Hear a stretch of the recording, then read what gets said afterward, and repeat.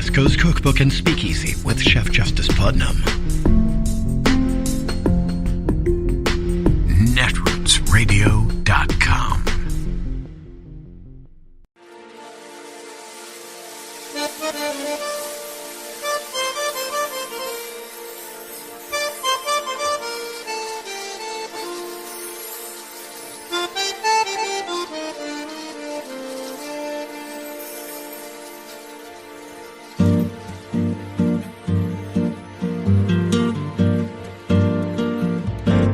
Je voudrais du soleil vert, des dentelles et des théières, des photos de bord de mer, dans mon jardin d'hiver. Je voudrais de la lumière, comme en Nouvelle-Angleterre. Je veux changer d'atmosphère, dans mon jardin d'hiver.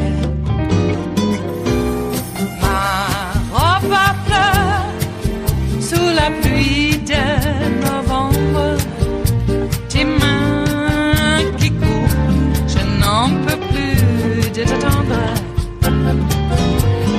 Les années passent, il est loin, là je tombe. Nul ne peut nous entendre. Je voudrais du Fred Astaire, revoir un latte. The House committee also played testimony yesterday from former Trump campaign manager Bill Stepien, who drew a blunt distinction between two separate sets of advice he says the former president was receiving during his final weeks in office. There were two groups of family. We called them kind of my team and Rudy's team. I didn't mind being characterized as being part of Team Normal. I think along the way I built up a pretty good, I hope, a good reputation for being honest and professional. And I didn't think what was happening was necessarily honest or professional at that point in time. What they were proposing, I thought was nuts. You know, the theory was also completely nuts, right? I mean, it was a combination of Italians, Germans. I mean, different things have been floating around as to who was involved. I remember Hugo Chavez and the Venezuelan. She has an affidavit from somebody who says they wrote a software in and something with the Philippines, and just all over the radar. Did you ever share, Mr. Kushner, your view of Mr. Giuliani? Did you ever share your perspective about him with the president? I guess, yes. Tell me what you said. Basically, not the approach I would take if I was you. If you're listening in the car, that was the voice of Jared Kushner. George Conway, put all that together, all the things that you've been saying for years that were, of course, crazy, that were unlawful, and in the case of this January 6th attack and this big lie, almost overturned the election of the President of the United States. What do you think when you hear all these voices, some of whom I assume you know, now coming out in this testimony and speaking out against the president? I'll never, ever be able to fully comprehend the inability of even a small critical mass of people to just come out and say, this guy is completely unfit for office. I still cannot fathom it to this day, because they all knew. They all knew from the very beginning. And I guess the answer is that there's just too much, they have too much of a stake in it financially, politically, and the point that Claire makes, it takes a certain amount of, it's hard for people to admit that they were wrong. And what Donald Trump does is he leads people so far over the horizon that to walk yourself back after a while is really, really almost impossible. He forces you to make a choice, and every time you make a choice in favor of Trump, you're kind of doubling down and you're going further away from the ability to say, okay, that was all a big mistake, because you begin to look ridiculous after a while. And that's how that's how he corrupts people. That's how, it was sort of like what not my favorite person, but one of the ways, yes. Like James Comey said, he just eats at your soul, and that's what he does to people.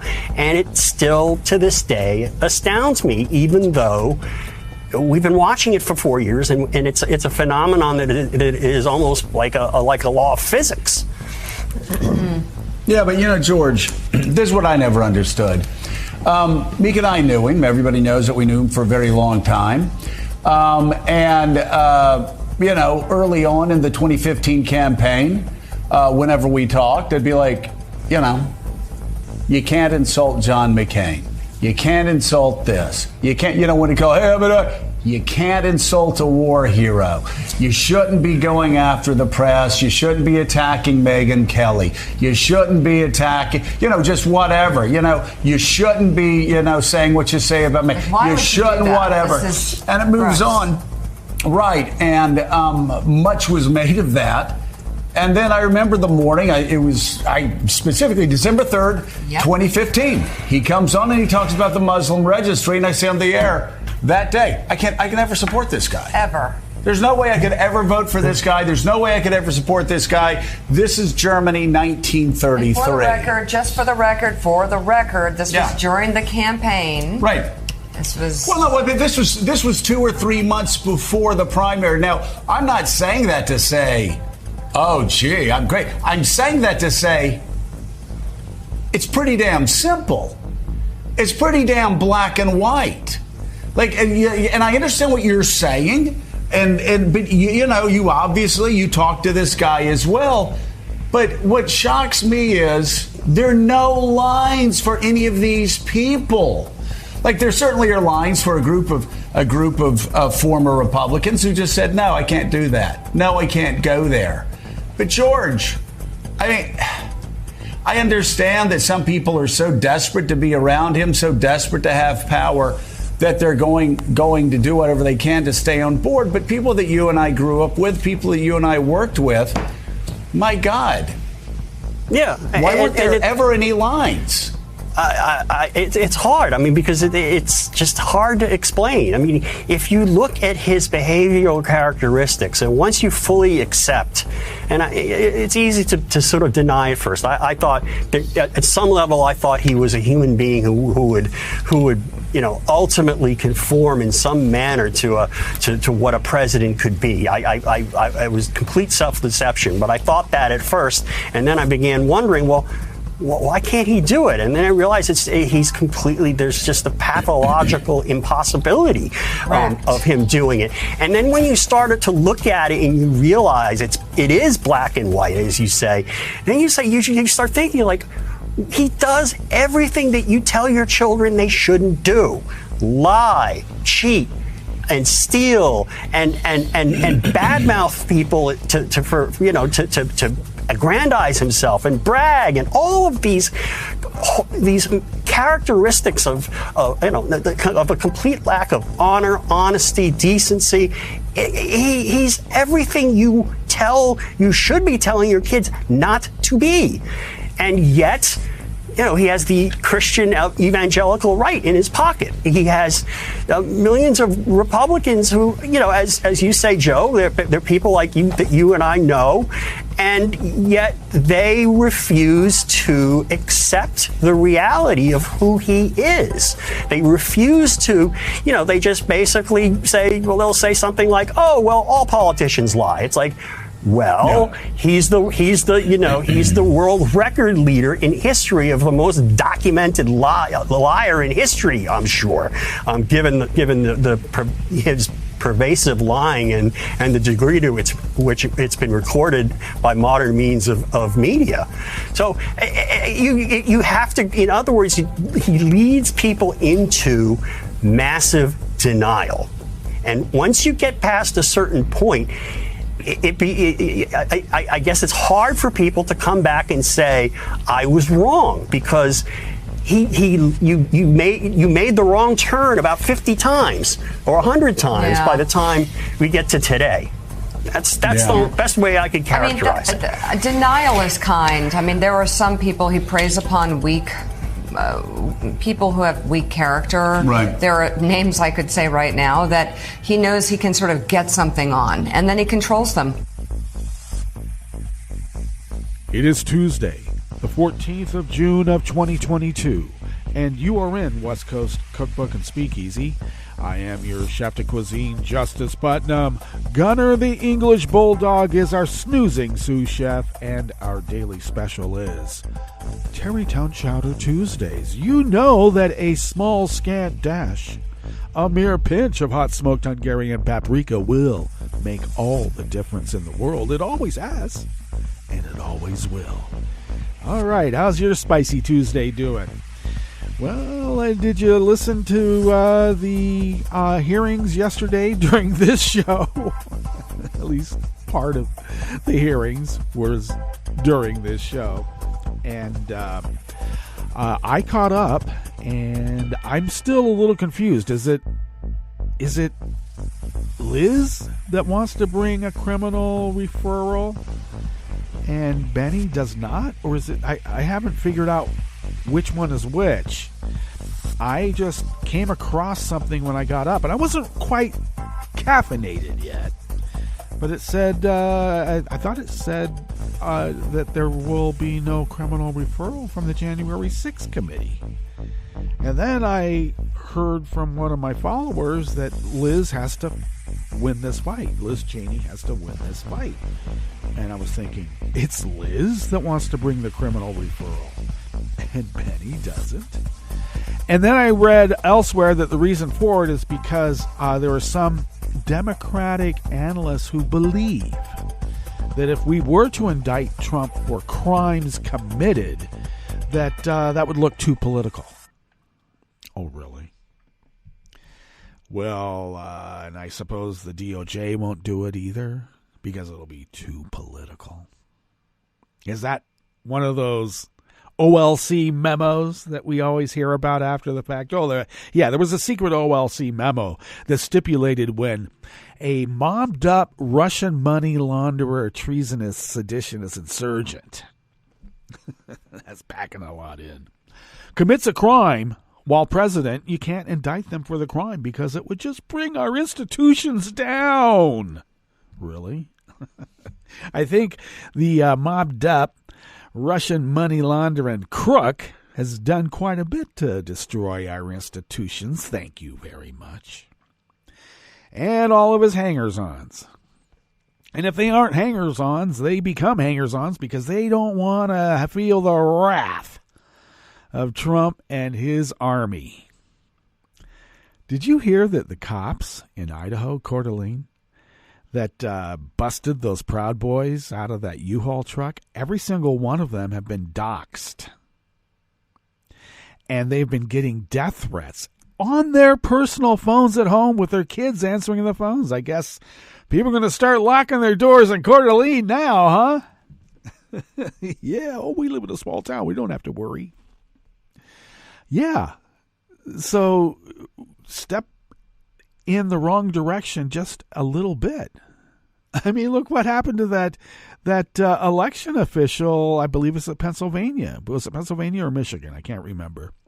Who testified that he certified the election, and that was for Biden, but because he was a Republican, well, not just because he was a Republican, but he was a Republican that did not toe the line, and then it was the night of the long knives for him.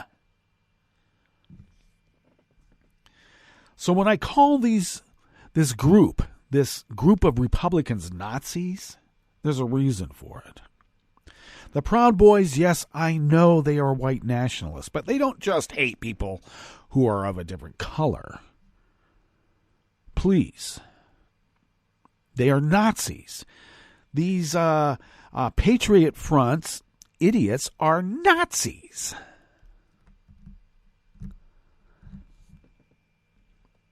And I call the Proud Boys and the Oath Keepers and repugs in general Nazis because it rolls off the tongue better, and pretty much what they're doing is what the Nazis did.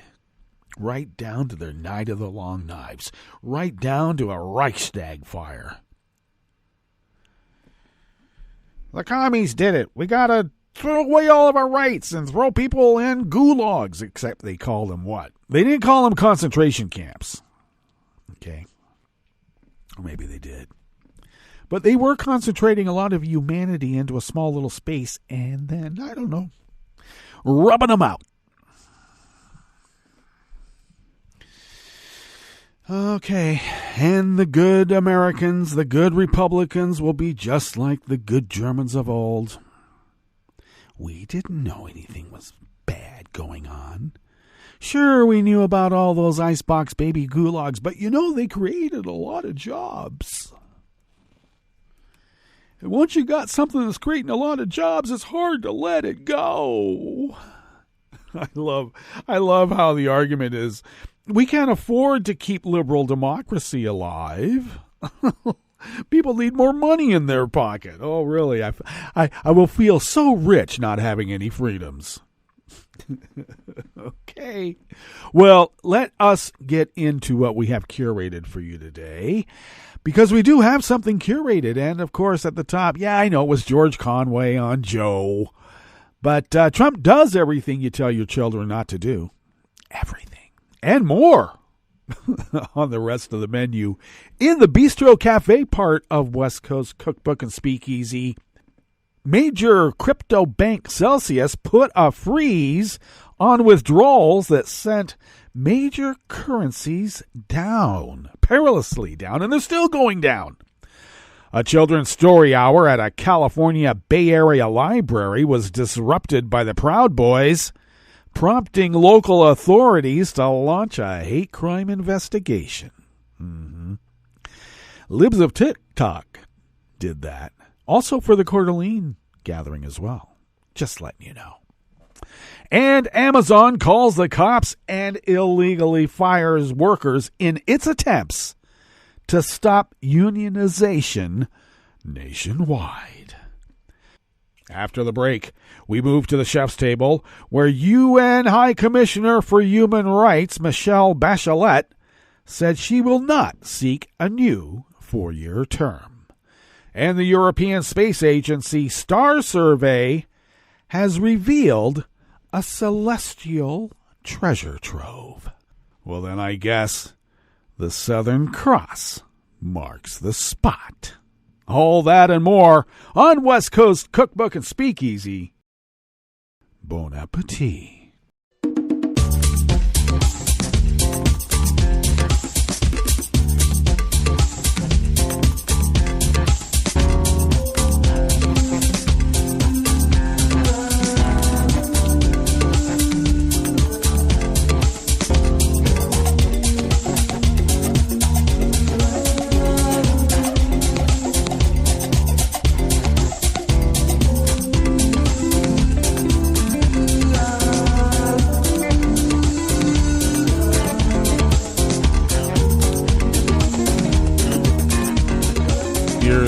Bottom of our homepage at netrootsradio.com. To the right of the page is the chat room link, and the chat room is monitored by Kelly Lincoln, and we thank Kelly for doing so.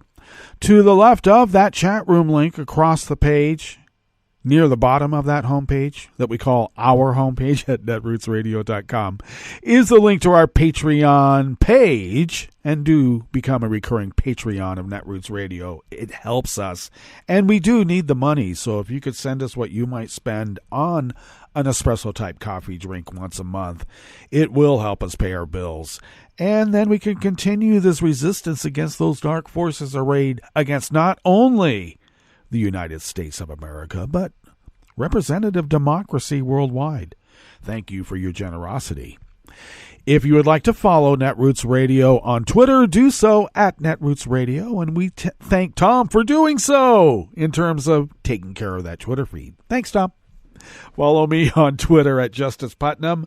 I post the show notes and links diary on Daily Co's 10 minutes before showtime, and then I really try to get that linked up on Twitter and other social media platforms. But do please check out the show notes and links, because that is where the real reportage is. Follow the show on Twitter at Cookbook West, and pick up podcasts by way of Spreaker, Stitcher, TuneIn, iHeart, YouTube, iTunes, and wherever podcasts can be found. And, of course, the deep archive of the Netroots Radio Library can be found at the Internet Archive at archive.org. This first offering here in the Bistro Cafe of West Coast Cookbook and Speakeasy is out of the Washington Post by Stephen Zaitchik. A decision by embattled cryptocurrency bank Celsius to halt withdrawals by its nearly 2 million users rattled crypto markets yesterday, Monday, and underscored fears that some of the sector's largest companies are on shaky financial ground. Well, that's what happens when you build a pyramid without a foundation tacked down to the earth. I'm just saying. Due to extreme market conditions, today we are announcing that Celsius is pausing all withdrawals, swap, and transfers between accounts, the company officially called the Celsius Network said in a statement late Sunday. We are taking this action today to put Celsius in a better position to honor over time its withdrawal obligations. Well, when you have a pyramid, you got to keep bringing that money in. Otherwise, it all falls down, doesn't it? Shaky financial ground, in fact. In layman's terms, it means that people who deposited money with Celsius to reap its famously high returns can't, for the time being, get it out. The company says it has 1.7 million users and is believed to be holding about $8 billion in deposits, which are now frozen. No timetable was offered for when withdrawals would be restored. The news caused the largest cryptocurrencies to plunge. Bitcoin dropped 12% as of late Monday afternoon, and Ethereum plunged 13%. There is a feedback loop of sorts here. It was a drop of more than 10% for each currency in the days before the announcement that probably contributed to Celsius's liquidity issues in the first place.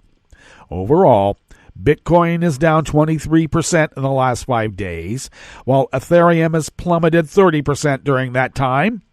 Both now sit at their lowest prices in nearly 18 months. Celsius' own coin, meanwhile, has dropped from a high of $7 last year to 21 cents today.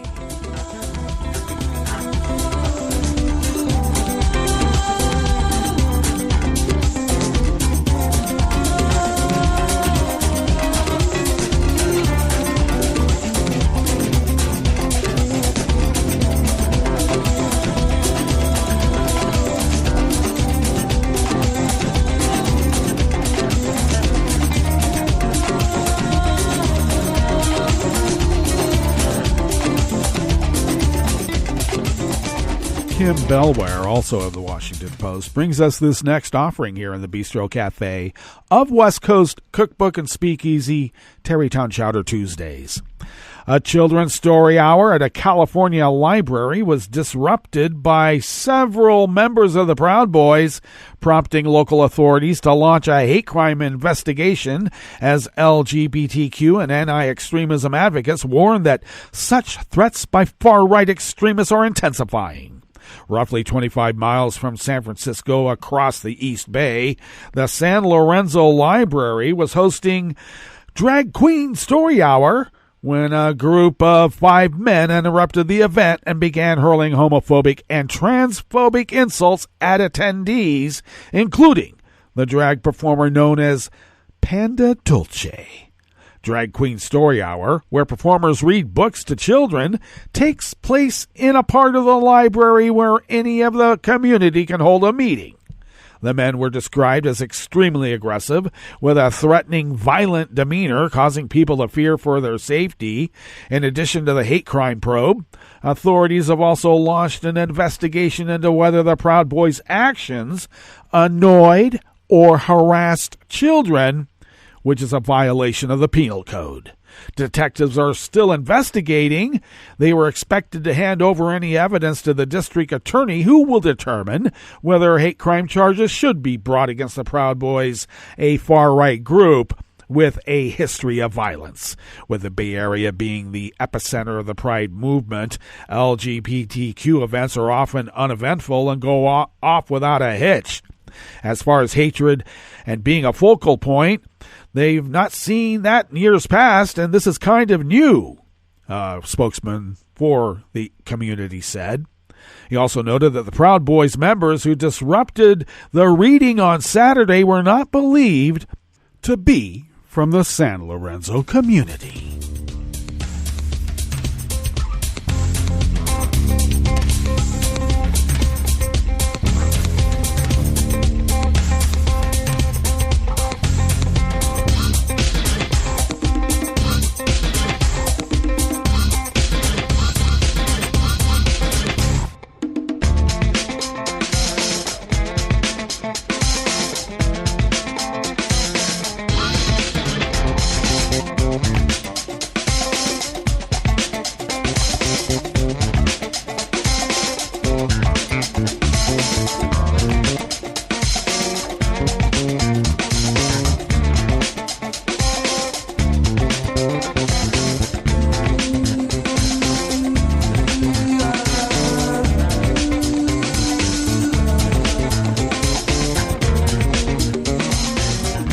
Donovan of the Washington Post brings us this final offering here in the Bistro Cafe of West Coast Cookbook and Speakeasy. Matt Luttrell, a 22-year-old Amazon employee, was distributing union flyers outside the house where he works this month when the cops showed up.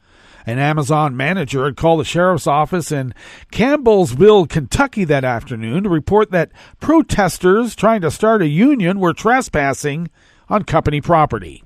While the officers eventually determined that Luttrell was not on Amazon's property and left, Luttrell plans to add the incident to the illegal intimidation charge he filed with the National Labor Relations Board. We were completely within our rights to be there, Luttrell told the Washington Post, but he said that did not stop a low-level manager from confronting him later to ask, "How's the revolution going?" Employees at Amazon facilities around the country, whose union hopes were buoyed by the labor victory at a warehouse in Staten Island in April, say in labor board filings and interviews that the company has been calling police, firing workers, and generally cracking down on labor organizing since that historic win. Amazon has been accused of illegally firing workers in Chicago, New York, and Ohio, calling the police on workers in Kentucky and New York, and retaliating against workers in New York and Pennsylvania in what workers say is an escalation of long-running union-busting activities by the company. It's a sign that, even as lawmakers demand Amazon drop its objections to the union win in Staten Island, which it began arguing in a hearing on Monday yesterday, the nation's second-largest private employer will continue to put up fierce opposition to any wave of union momentum. Like every company, we have basic expectations of employees at all levels of the organization when it comes to attendance and performance, safety, and personal conduct, Amazon spokesperson Kelly Nantel said in a statement. Whether an employee supports a certain cause or group does not factor into the difficult decision of whether or not to let someone go. The allegations mentioned in this story are without merit, and we look forward to showing that through the appropriate process. Sounds like a threat to me. All right, let's get to our break, and when we get back from that break, we will go through weather from around the world, and we will finish up with the stories that we've curated for you today. You are listening to West Coast Cookbook and Speakeasy. and we will be right back. You are listening to netrootsradio.com. Please hang up and try again.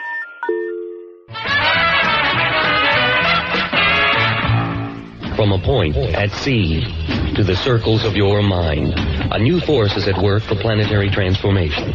New radio for a new Earth.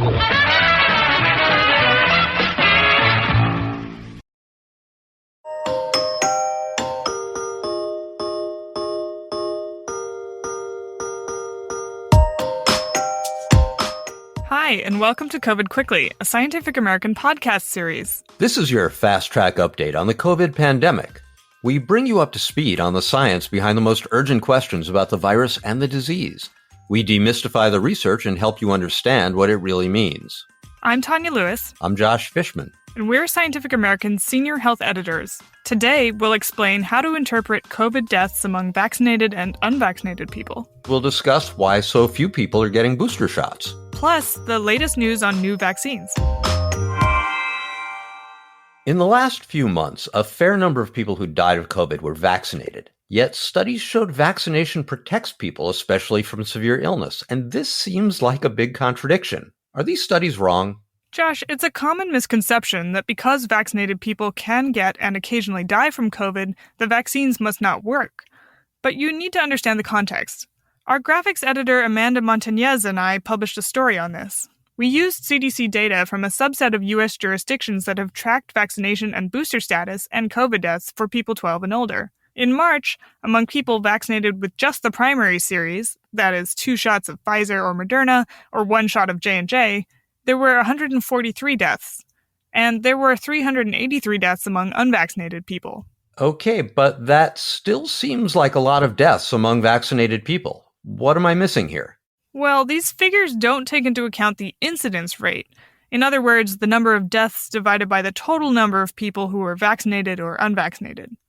If you do that, you'll see that vaccinated people die at a far lower rate from COVID than unvaccinated people. In fact, the unvaccinated had 8 times the death rate of people vaccinated with the primary series only, and 17 times the rate of people who were vaccinated and received at least 1 booster shot. That seems more in line with what we've been told about the vaccine's effectiveness, but isn't it true that they're less effective among older people? Yes, we know that older Americans are more likely to get severely ill or die from COVID in general, and while the vaccines are very protective, their efficacy wanes over time. That's why it's so important to get booster shots. As time goes on, you're likely to see more COVID deaths among the vaccinated simply because a greater number of unvaccinated people will die from the virus, and there are more vaccinated people in general. But if you're vaccinated, your risk of dying from COVID is still far lower. Booster shots are even more important now, as new Omicron variants such as BA4 and BA5 roll across the country. Yet not a lot of people are getting the extra shots. Josh, what do the booster numbers tell us? The numbers don't look very good, honestly. And that's especially true among people 65 and older who have been the most vulnerable to the disease. This group was very eager when it came to the original round of vaccines a year ago. 91% of them got vaccinated. But things changed with boosters. For the first booster shot, just 68% of the senior citizen group got them. And second boosters have reached only 30% of these people.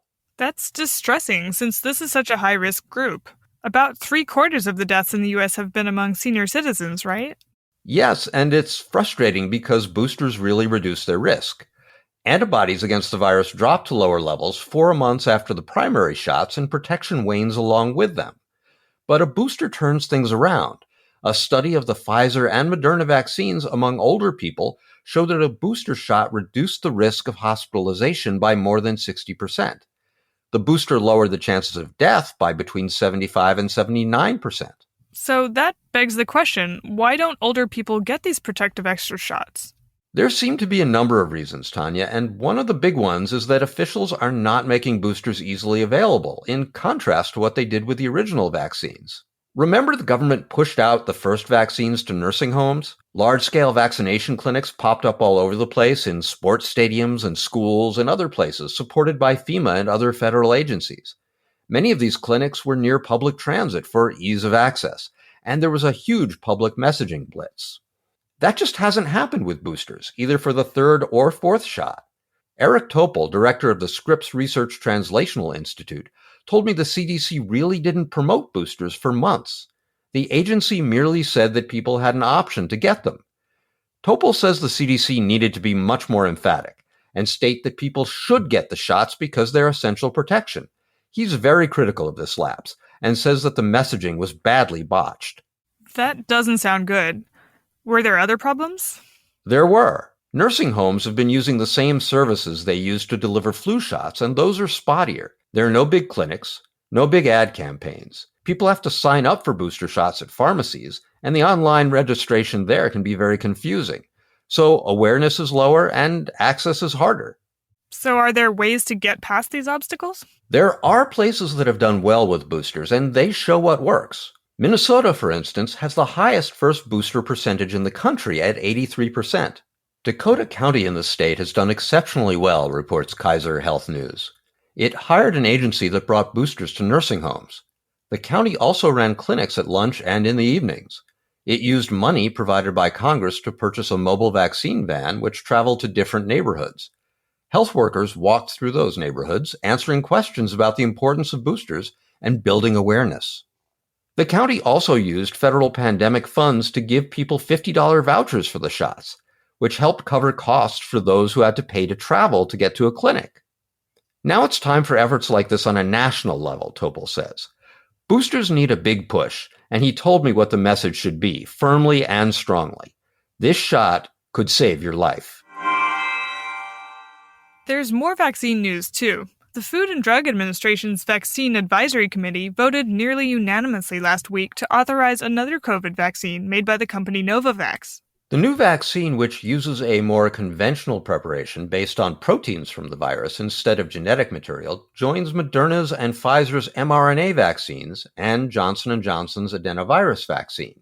The FDA is now looking closely at the reliability of the Novavax manufacturing process. If the agency is satisfied and follows the committee's recommendation, the shot could be available in the U.S. in the coming weeks. In addition, Moderna announced that it has a booster dose that targets the Omicron variant as well as the original version.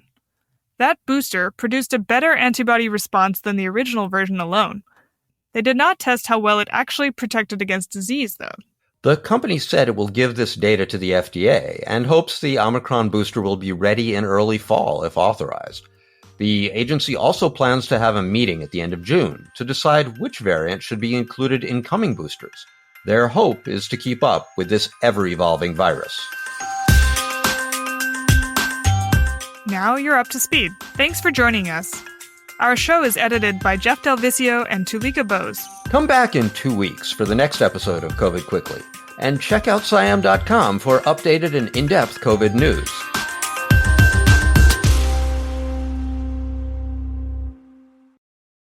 Don't you wish your life came with a warning app? Stop. That dog does not want to be petted. Just a little heads up before something bad happens. Move your coffee cup away from your computer. Oh, no. So you can have more control. Stop. You're texting your boss by mistake. Uh-oh.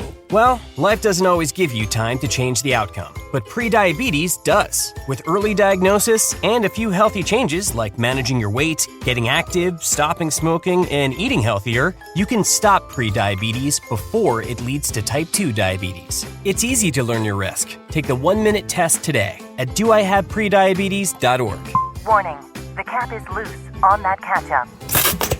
Ugh. Don't wait. You have the power to change the outcome. Visit doihaveprediabetes.org today. That's doihaveprediabetes.org. Brought to you by the Ad Council and its prediabetes awareness partners.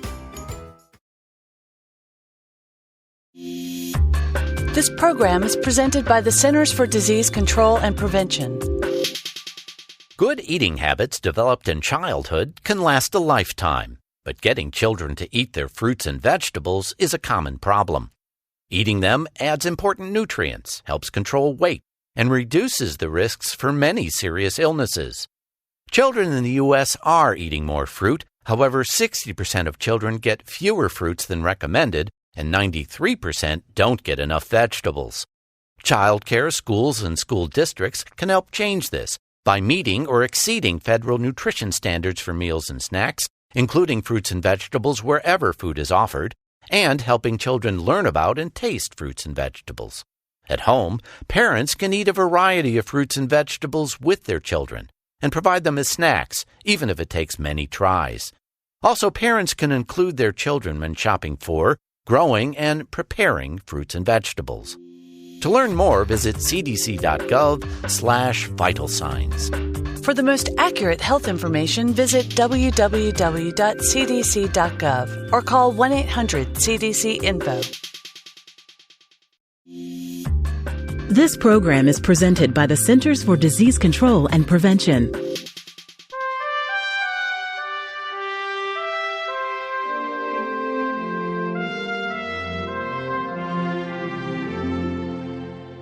Welcome to A Cup of Health with CDC, a weekly feature of the MMWR, the Morbidity and Mortality Weekly Report. I'm Dr. Jeffrey Nemhauser, filling in for your host, Dr. Kathleen Dooling. As the U.S. population ages, more people are at risk for injuries. The largest percentage of injury-related deaths among this group are caused by falls. Elizabeth Burns is with CDC's National Center for Injury Prevention and Control. She's joining us today to discuss ways to prevent injuries and deaths from falls among senior adults. Welcome to the show, Elizabeth. Thanks for having me.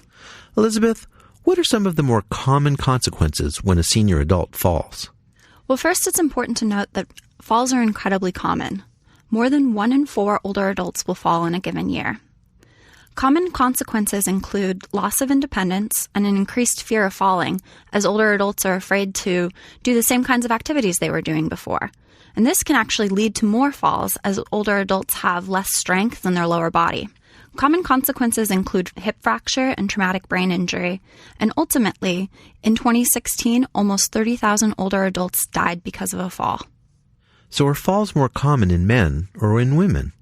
Falls are more common in women, and more women go to the emergency department because of a fall, and more women die because of a fall. However, the rate of fall deaths are more common in men than women. What this means is that out of 100,000 men, more will die from a fall than out of 100,000 women. What are common causes of falls among older people?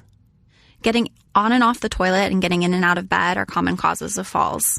Walking around the hallways at night when the lights are off is a common way people fall. There's also an increased amount of medications used in seniors, which have side effects like making them lightheaded, and that increases the risk of falls and is a common cause. With all of those factors, what are some ways our listeners can decrease their chances of falling? Older adults should talk to their healthcare provider or doctor about how they can decrease their chances of falling. This can be done during the annual wellness visit or during annual physicals. The doctor will recommend an exercise program that should increase strength and balance, or maybe refer you to a physical therapist. Additionally, they can look through your medications and perhaps reduce your doses or suggest medications that decrease your chances of falls. Are there things we can do to modify our homes to prevent falling? Oh, absolutely. Installing grab bars on the side of the toilet, making sure that rugs are taped down or removed, making sure that there's lighting in the hallways are all really simple ways that an older adult can modify their home to prevent falls. Where can listeners go to get more information about preventing falls? Listeners can go to cdc.gov/study, and that's spelled STEADI. Thanks, Elizabeth. I've been talking today with Elizabeth Burns about ways to prevent fall-related injuries and deaths among senior adults. Improving strength and agility through regular exercise and removing potential obstacles in the home can help decrease the risk for falls.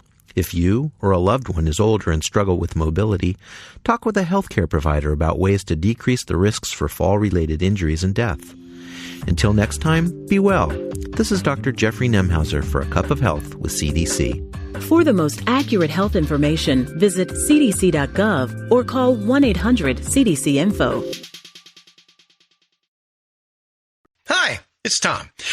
Could we humbly suggest your donation to netrootsradio.com? All we've got to run this 24-hour powerhouse of progressive resistance radio is what comes out of our own wallets. And you are our biggest donor. And it doesn't take much, $3, $5. Just go to the bottom of our netrootsradio.com page and hit our secure donate button. Heck, you can even make a recurring contribution. So donate what you'd like at the bottom of our netrootsradio.com's homepage, because you are our biggest donor. netrootsradio.com. Together, we are Resistance Radio.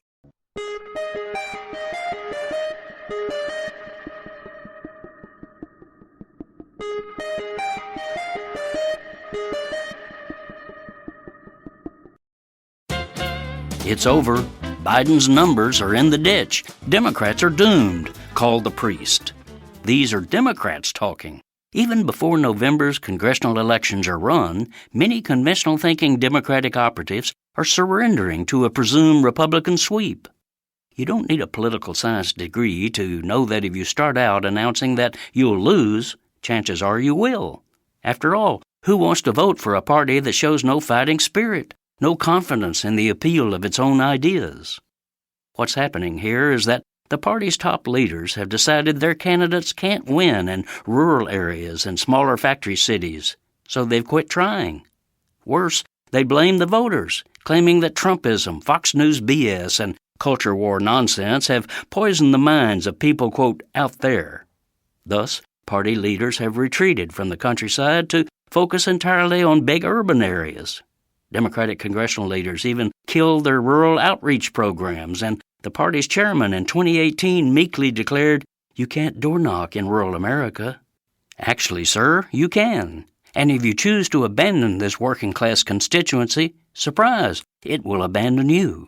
Worse than failing to campaign along America's dirt roads and factory streets, National Democrats have actively been pushing corporate policies that have ravaged families living there, including trade scams sucking out union jobs, shamefully bailing out Wall Street bankers who crashed our real economy while ignoring millions of devastated workaday people, and doing nothing about the corporate-caused farm depression still ripping across our land. Washington Democrats have largely betrayed this vital constituency. This is Jim Hightower saying, did party poobahs think voters wouldn't notice or care how they're being treated?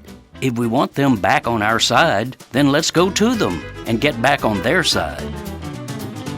Howdy-ho, folks. Thanks for tuning in and sharing my weekly commentaries. Also, please join me for a live web show I host every other Tuesday, the Hightower Lowdown Happy Hour at the Chat and Chew Cafe. You can join the action live online as I chat with grassroots leaders and progressive sparklies from around the country. Go to hightowerlowdown.org/chat-and-chew to find out about upcoming guests and watch past episodes. That's hightowerlowdown.org/chat-and-chew. Welcome to 60 Second Civics from the Center for Civic Education. I'm Mark Gage. In the ancient Roman Republic, being a citizen was considered to be a great honor, and certain duties were required of citizens. In fact, Roman citizens were expected to be well-informed and promote the common good. This informed the framers of the U.S. Constitution, who recognized that only the people themselves could truly guarantee the success or failure of the American system of representative government. In this spirit, years later, Supreme Court Justice Louis Brandeis would write that the most important political office is that of the private citizen. Most American citizens, 18 years of age and older, have the right to vote and choose our representatives who make our laws. But it is your obligation to cast an informed and responsible vote. To do this, take some time to get to know the candidates' views on political issues by visiting their websites, reading articles about them on reputable news sites, and watching debates. You can also read the nonpartisan ballot guide that is sent to voters in many states. And be sure to read up on ballot measures, too. Many states, such as California, allow voters to recall politicians and to decide some legislative proposals in a direct vote. The future of our nation depends on your informed decisions at the ballot box. Doing your research and spending time on making yourself an informed voter shows that you are a responsible citizen who is committed to the common good. This episode is made possible by the support of T-Mobile. 60 Second Civics, where civic education only takes a minute.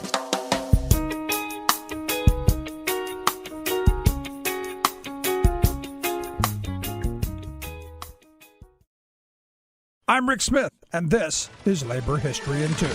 On this day in labor history, the year was 1924. 300 members of the International Workers of the World, or Wobblies, gathered at their union hall in San Pedro, California. They were holding a benefit for 2 of their members who had been killed in a railway accident. For the past year, the KKK had targeted the San Pedro IWW members. The Wobblies had led a strike of longshoremen the year before. Famous socialist author Upton Sinclair had visited San Pedro to address the striking members of the marine transport workers. Known for his books such as The Jungle, Sinclair wrote novels depicting the harsh conditions of industrial work. To begin his speech, Sinclair planned to read the Bill of Rights. As he was reading the First Amendment, the one guaranteeing the right to free speech, he was arrested by police. The police and KKK members continued to harass the striking workers. Even after the strike ended, anger against the IWW simmered.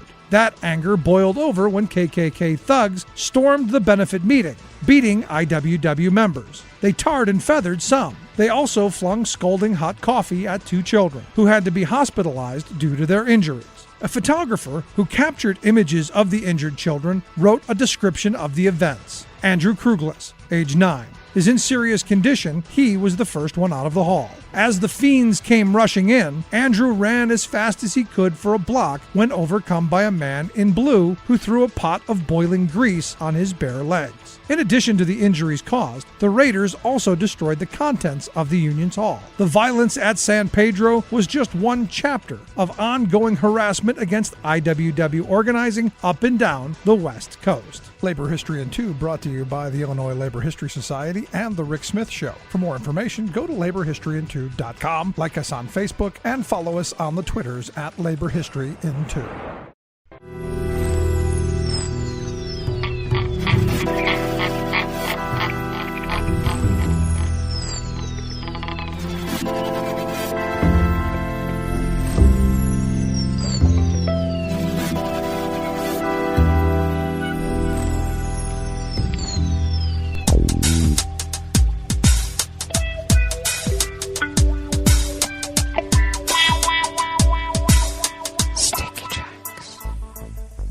Thank you for accompanying us here to the chef's table at West Coast Cookbook and Speakeasy, Tarrytown Chowder Tuesdays. We always begin, whether from around the world, along the banks of the Rogue River, in the Rogue River Valley of Southern Oregon, on the west coast of the continental United States of America, where it is currently 48 degrees Fahrenheit, expecting a high, though, in the mid-70s. Partly cloudy skies throughout the day. Winds out of the north at 5 to 10 miles per hour. Generally clear tonight, with lows again in the mid to upper 40s. A little chilly, but the winds will be out of the north-northeast at 5 to 10 miles per hour. That's why it will be chilly. And I say but because tomorrow we'll have sunshine and clouds mixed with highs in the low 80s, with the winds shifting out of the west at 10 to 15 miles per hour. Warm winds, but brisk, and those are the kind that have been blowing down my umbrellas. How dare they? Confirmed cases of coronavirus have not been updated since Friday. They continue to stand at 450,052 confirmed infections, with deceased standing at 546. Maybe we'll get an update this week. Maybe not. They don't seem to be concerned as they used to. It's not over. Grass pollen is rated very high outside the window here in Rogue River. The air quality index for the region is good at 25 parts per million, and that daytime UV index is very high at level 9. Barometric pressure is holding steady at 30.26 inches. Visibility is up to 9 miles, and relative humidity is a sticky 93%. Weather from around the world is brought to you by a crowd of crowdsourced weather stations that crowdsources from around the world. London is 75 degrees and sunny. Paris is 81 and sunny. Rome is 90 degrees and fair with a heat advisory. Kyiv is 71 and fair. Kabul is 74 degrees and clear. Hong Kong is 78 and partly cloudy.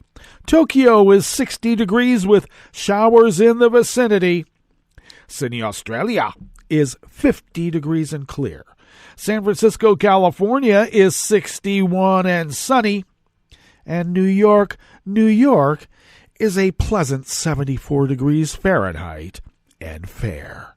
And that is weather from around the world, brought to you by a crowd of crowdsourced weather stations that a crowd crowdsources from around the world.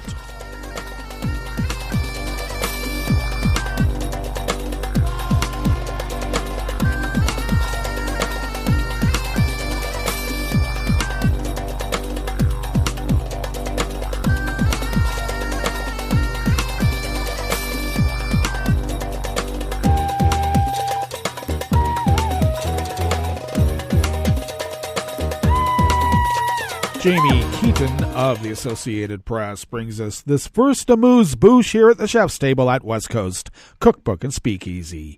UN High Commissioner for Human Rights Michelle Bachelet said she will not seek a new 4-year term, citing a desire to return to her native Chile after a tenure that has been recently overshadowed by criticism of her response to China's treatment of the Uyghurs and other Muslim minorities in western Xinjiang. Bachelet used her opening address yesterday, Monday, to the summer session of the Human Rights Council to announce that it would be her last at the UN's top human rights body. Afterwards, she explained how she had told UN Secretary General Antonio Guterres in New York 2 months ago of her decision. Her term ends on August 31st. I'm not a young woman anymore, and after a long and rich career, I want to go back to my country, to my family, Bachelet, age 70, who served 2 terms as Chile's president, said at a brief news conference. Guterres, who chooses the UN rights chief, affirmed his support for Bachelet after she faced criticism from the United States and others for allegedly not doing enough to raise concerns about or look into rights abuses in Xinjiang during her 6-day trip to China last month, when she spoke with President Xi Jinping and other top officials there. She said such criticism had no relation to her decision. Having been president of Chile twice, I have received a lot of criticism in my life, said Bachelet. That's not what makes me do certain decisions.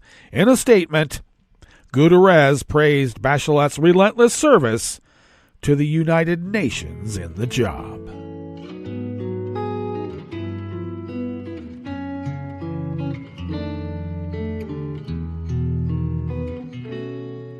Je te donne, c'est mon amour pour la vie entière.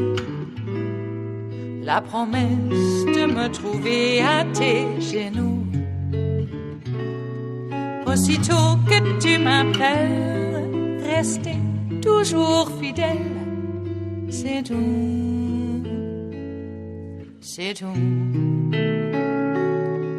Je te donne tous mes printemps, mes étés de mer, mes automnes quand les feuilles tombent partout. Si ce n'est pas une bonne affaire, je te donne tous mes hivers. Staff at the Associated Press brings us this final amuse-bouche here at the Chef's Table at West Coast Cookbook and Speakeasy.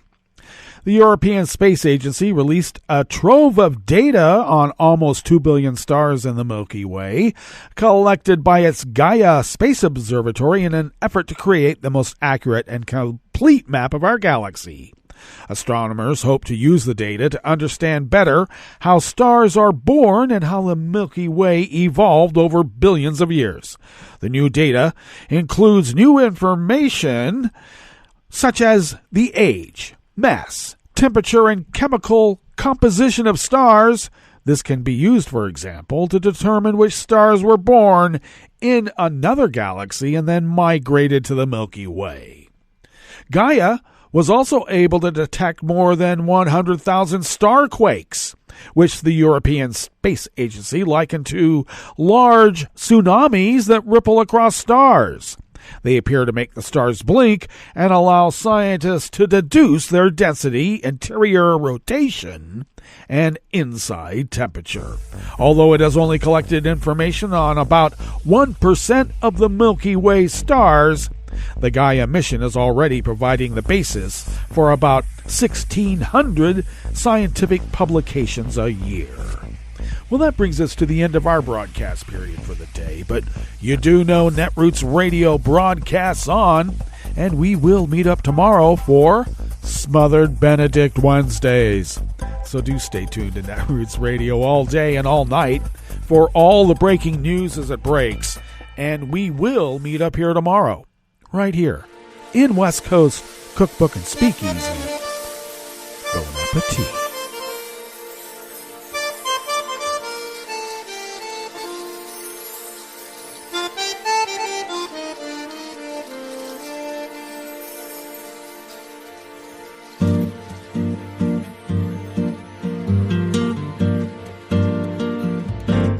Je voudrais du soleil vert, des dentelles et des théières, des photos de bord de mer, dans mon jardin d'hiver.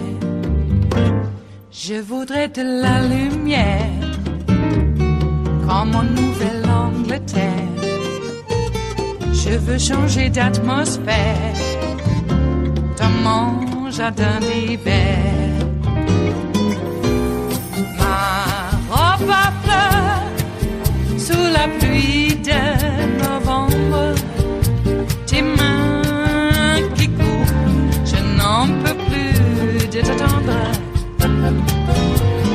Les années passent, qu'il est loin, là je tombe. Nul ne peut nous entendre. Je voudrais du Fred Astaire, revoir un latte Goël. Je voudrais toujours te plaire dans mon jardin d'hiver. Je veux déjeuner par terre, comme au long de golfe clair, t'embrasser les yeux ouverts dans mon jardin d'hiver.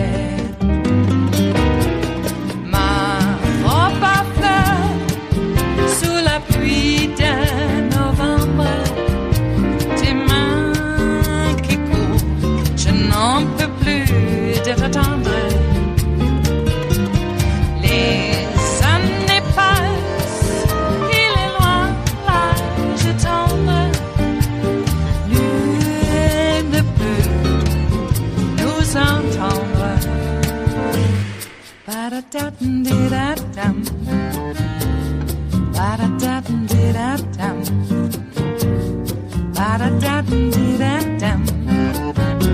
Dans mon jardin d'hiver. Ba-da-da-dum-di-da-dum. Ba-da-da-dum-di-da-dum. Ba-da-da-dum-di-da-dum. Dans mon jardin d'hiver. Dans mon jardin d'hiver. Dans mon jardin d'hiver.